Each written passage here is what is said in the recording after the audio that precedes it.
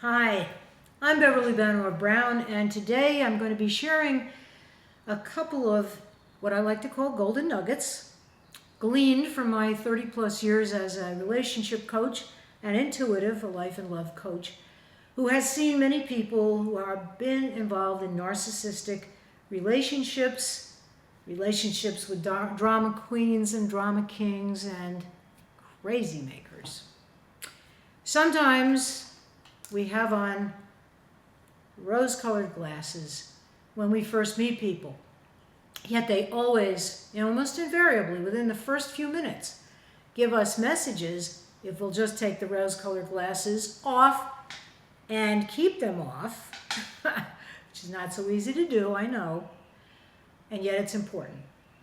Because the difference between a healthy love relationship that starts out between two blessed people who found each other, who know it and are excited, and the attention and the connection naturally and organically grows between them, feels very different from the love bomber. What is love bombing anyway? It's a term that has come into the language because it's something that people who are into PNC, power and control in relationships, tend to do when they first meet you.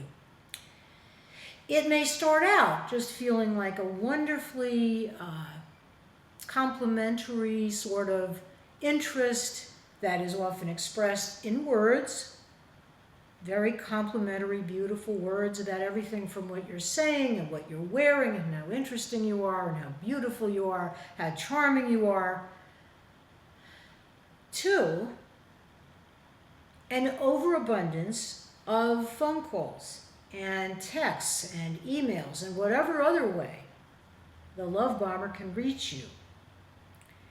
And while it may seem in the beginning like the answered prayer of wanting all that confirmation of your own attractiveness and your own wonderfulness and your own beguiling abilities and how charming you are, it quickly deteriorates, usually within a matter of a week or two or three at the most, I've found in working with people, to a feeling of being absolutely bombarded with questions and insistence on knowing where you are, who you're going with, when you're coming back, when you can see him, and if you have the audacity to have had plans, to have had a life in place where you belong to clubs and you have other interests and you have a family interest with your parents or your siblings or close friends, the love bomber, unless he's included all the time, and very often he doesn't even want to be included because he really doesn't want to share your attention, because he doesn't really care about your family, because all he cares about in the moment is being with you, because he wants to possess you. He wants to get you in his clutches and control your thoughts, your actions, your appearance, your behavior, your loyalty, so that he will feel safe that he's really got somebody exactly where he wants you. And when that occurs, the love bombing turns very often to another phase, and the phase is one where instead of complimenting you excessively, he becomes very critical, often very derisive, often very discouraging of whatever it is you're enthusiastic about, and it goes down from there.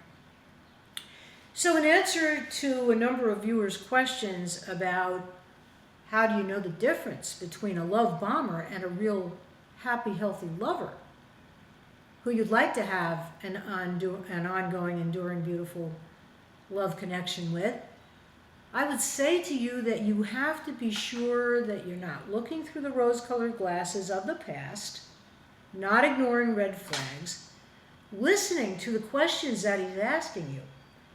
If you say, for example, after work, if he asks you why you can't see him, you say to him, I'm going to be with a friend. And right away he starts in, oh my God, is it somebody you met online? Is it somebody you're interested in? Maybe a platonic friend who you've known for 20 years. And if you don't want to answer the question, and if you say kindly but firmly, you know, I'd really rather not go into that right now. I feel like you're kind of checking up on me. I don't like to be checked up on. Treat me like I can be trusted, which I can, and I'll behave accordingly. I feel checked up on. Please stop. If he can't hear that, if he starts to get pissed off about that, if he starts to get nasty about that, big red flag.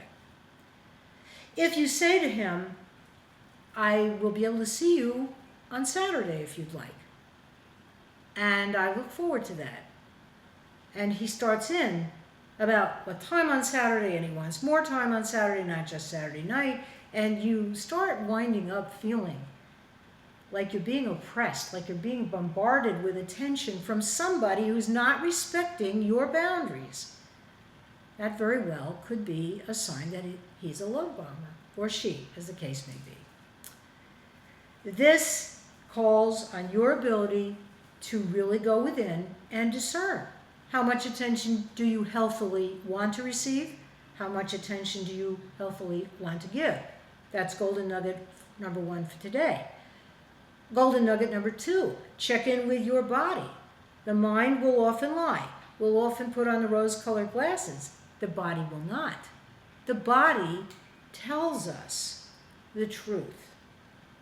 So take a few deep centering breaths if it feels right to you, and ask yourself, how do I feel in the presence of this person? Is it fun? Is it lighthearted? Is it joyful? If I tell him that I'm having a hard day, can he empathize? Narcissists cannot empathize very well. And the further along they are on the narcissistic spectrum, the harder it becomes for them to genuinely care or empathize about anybody else. However, and this is where the discernment comes in, if they feel that saying the right things to make you believe they really deeply care and can sympathize with whatever it is that you have been describing and going through, they're consummate actors, and they can make most people, at least for a while, especially if they're wearing the rose-colored glasses, they can make you believe that they're hearing you, that they're seeing you, that they're accepting you, even when they really aren't. This is a tough one. And I'm not going to pretend with you that it's easy or that I have all the answers. What I can tell you, though, is that when you take the deep centering breath in, breathing in the light and love of spirit, breathing in the love and support of the universe, asking your angels for help and guidance, or whatever else feels comfortable to you in the privacy of your own understanding of what spirit is, you will get an answer. When you breathe in the light and love of spirit and you breathe out the fear, the concern, the strain and strife of that day, that year, that month, whatever it is, and go deeper into relaxation, and then check in with your body and say, how do I feel about this person? Is the attention healthy and loving and leading to a mutually joyful relationship that we can live and grow in together with each other? Or, in fact, may this person be very neurotic, unable to form a healthy, secure bond with me, and is this love bombing? Again, you're the only one who can answer the question. Next golden nugget, give it time. If this person tries to rush you into making a marriage, a commitment, an engagement, whatever it is, asks you quickly within a matter of a few weeks to stop seeing other people, that's another red flag. Sometimes when two people meet, they just do know, right there and then. This is it, this is what we've been looking for, waiting for, this is it. There's no question, there's no doubt. Your body feels it, your mind feels it, your soul feels it, and hallelujah, baby. Go for it. That, however, is very rare, and I have other videos about how to attract that into your life. However, if somebody is giving you too much of a rush and a push and you're starting to feel in any way, shape, or form like, oh my God, what am I getting into? Ask your body, listen to your heart, as your heart already knows. And you may not like the answer, but remember, people who keep the rose-colored glasses on too long often live to regret having missed what was right in front of them from the beginning. Red flags are there for a reason, to protect you. You deserve the best. I'm going to do everything in my power to see that you get it. And I'm keeping you in loving prayer every day. All of you. I'm Beverly Banov Brown. It's been a joy, as always, to make this video for you and reach out to you. If you want to be in touch with me, please, one way to do it is to keep subscribing to my channel, Beverly Banov Brown M.S. You also can leave me a commentary. You can leave me a like. You can share this on Facebook. You can share this on LinkedIn, on Twitter, on all sorts of social media. And if you want to be in touch with me directly, if you want to do some sessions, have a consultation, I'm not that hard to reach. Send me a commentary here, or more directly, coachhq@gmail.com. Until next time, I'm Beverly Banov Brown, as I mentioned before, and I wish you great love and great luck in love. Bye for now.